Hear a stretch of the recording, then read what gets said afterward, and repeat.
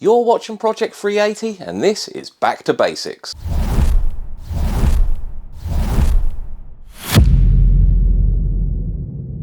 So in this video I'm replacing the alternator and water pump belt in my girlfriend's Mark 1.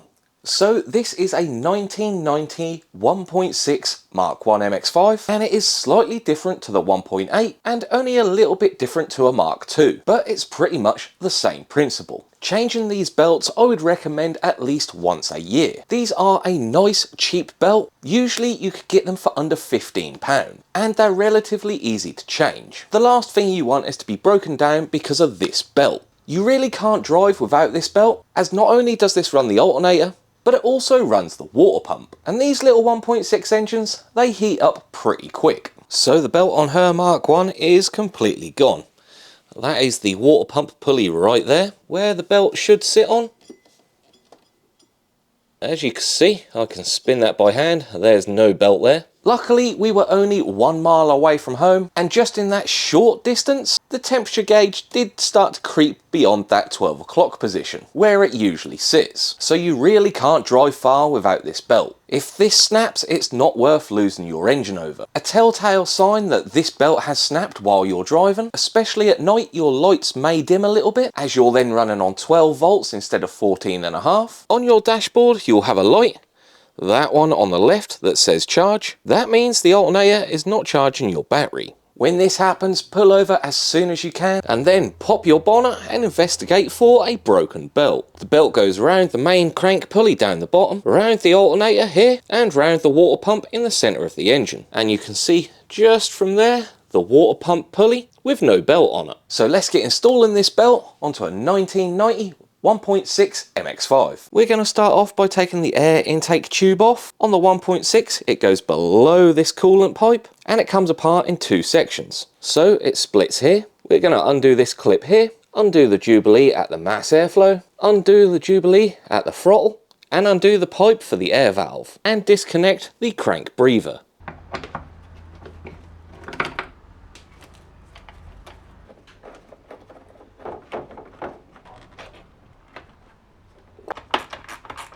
Now we could pull the first part of the intake tube off.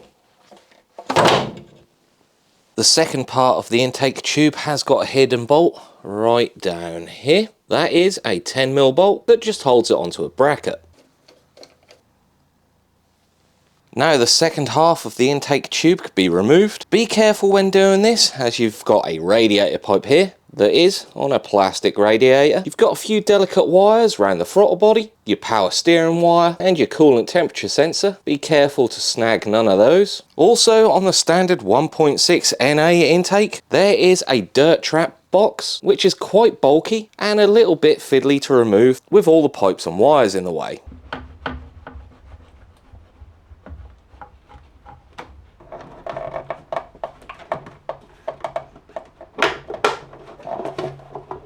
The intake tubing is all off. I ended up disconnecting the throttle position sensor. To do that, you simply squeeze the metal spring and pull it out and tuck it nicely out of the way. On the 1.6s, the wiring actually has a little bit of rubber right there, which sits in a clip behind the intake tube. You simply lever that clip out and pull it apart. On the back of the dirt trap, I can see there is a lot of melted rubber right there. And there you can see the alternator with no belt on it. So there are 2 reasons why a belt would snap. The first reason is because it's old and perished, just worn out and it comes apart, and the other is due to a seized pulley. So it's at this stage we want to be checking for a seized pulley. The water pump we can see spins nice and freely, and the alternator is also spinning nice and freely. We know the crank turns because the engine is still working. So maybe it was just an old belt. Because the alternator and water pump belt sits behind the power steering and aircon belt, we need to remove this belt first. Whether you've got aircon or not, this process is exactly the same. We're going to get a 12mm spanner and a 12mm socket and just undo this. That can stay on there. Then a 14mm socket on this bolt here that attaches the bracket to the block. We're going to get a 21mm swan neck spanner down on the crank pulley. We're going to rotate it clockwise until you can gain access to this bolt here through a window in the power steering pump. Then we're going to get a 14mm spanner on the nut behind the power steering pump near the exhaust manifold, and a 14mm socket through that window in the power steering pump. And just undo that ever so slightly. With that all loosened off, we should be able to detension the power steering pump with this bolt here. It may be the case that the power steering pump doesn't move, it may be a little bit seized, in which case just give it a little hand and push it towards the floor. And then we can remove our power steering pump belt. With the power steering belt out of the way, you can now remove your alternator and water pump belt, if you've got one. And to do that, it's a very similar process on the alternator to the power steering pump, with slightly less steps. On the alternator, you've got the main pivot bolt right down here, the tension clamp bolt right there, and the adjuster bolt behind this bracket. This top part is exactly the same as the power steering pump here, but that bottom pivot bolt is a bit tricky to get to and a little bit hard to film. So I'm going to show you how to do that on an engine I've got out of the car. With the engine out of the car, it's much easier to see. So we've got our pivot bolt down here, our tension and bolt here, and our tension and clamp bolt here.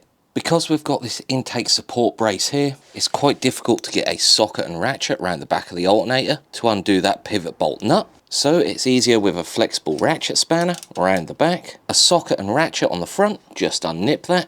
Then with a small ratchet and socket, undo the tension and pinch bolt. You've got to be careful with this one. If you don't have the rubber cap on your alternator live here, you can arc it out, so be careful. Then once you've unnipped that, you could detension the alternator with the tension bolt there.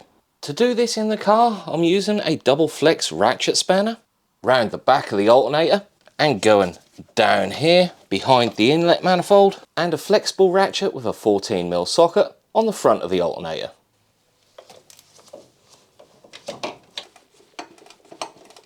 With the bottom pivot bolt slackened off, you could come round the back of the throttle body, and just in there, you can see there is our adjustment screw, and just there is the other bolt. So we're going to just loosen that bolt off a little bit, and then de-adjust the alternator with this bolt here.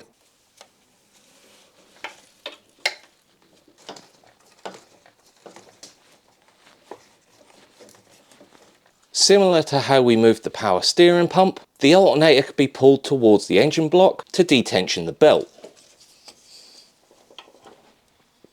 With the alternator detensioned, it's now time for the new belt. As far as I'm aware, only the early 1.6s use a V-belt rather than a ribbed belt. The part number I've got for this belt is a Dayco belt, which is 13A0900C. It is a completely different belt for the 1.8, and I believe a different belt for the Mark II 1.6. So let's get installing it. I'll first put it around the water pump, and then around the crank, and then push the alternator towards the block until the belt will go on. Now with the belt loosely on, we can start adjusting the tension from the alternator using the tension bolt here. Now we're going to keep tightening this tension bolt until we get 1/4 of a turn on the belt and no more. So I can grab the belt with just my thumb and forefinger and turn it about 1/4 of the way round and no more. So with the belt tensioned, I can now tighten the tension pinch bolt and the pivot bolt at the bottom of the alternator.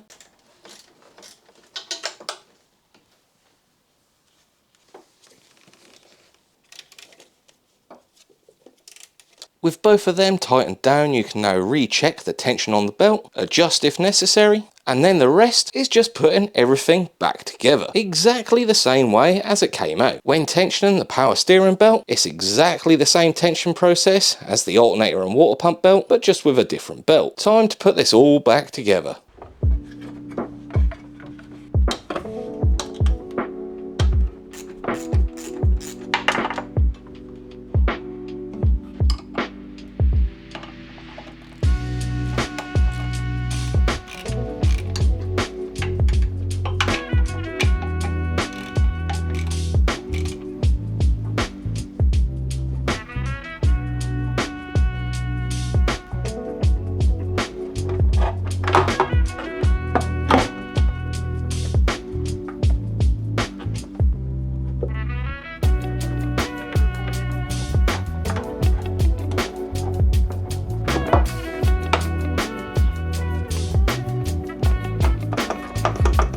with all the car put back together, it's time to test it out. No charge light, that's a good sign. Belt's going around nicely. Power steering pump's working. The last check we could do is with a multimeter on the battery, and we are getting 14.3 volt, which is a very good sign.